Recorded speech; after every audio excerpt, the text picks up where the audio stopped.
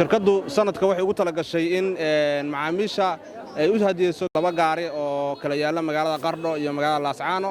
labada gaari qorshaha laga lahaana wuxuu ahaa in macaamiishu ay si xalaal ah oo aan wax riba ku jirin oo isla markaana aan ahayn in adeeg gataan si gaari u helaan ahayn baa waxa loo soo bandhigay labada baabuur. waxaana ka qaybgeli kara oo applicable u ah macaamiisha fariin u dira 2299 fariintaas oo ah fariin nooc doontaba ha ahaato.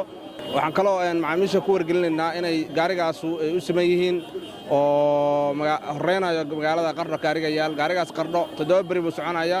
7 bari marka dhamaato kadib waxa ku xigi doona gaariga Laascaanayaal oo ah gaari u gaara gobolka Sool oo runtii aan ugu talagalnay in ay gobolka Sool ka faa'iideystaan. waxaan rajaynaynaa in macaamiisha ay soo codsato gaariga hadda bilaamaya maanta oo Qardho yaal xataa Laascaano meel walba oo qofku joogo waa u tami karaa isagoo aan kaarkiisa goliska ah haddii lacag ugu jirin haddii lacag ugu jidho iyo kulli waa u tami karaa.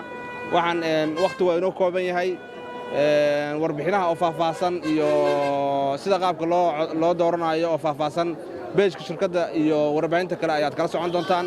waxaan rajaynaynaa in dadku ay isgaarsiiyaan oo qofkii 2 kaar leh iyo 3 kaar leh ay kulli soo ablagaran nasiibkiisa uu tijaabiyo.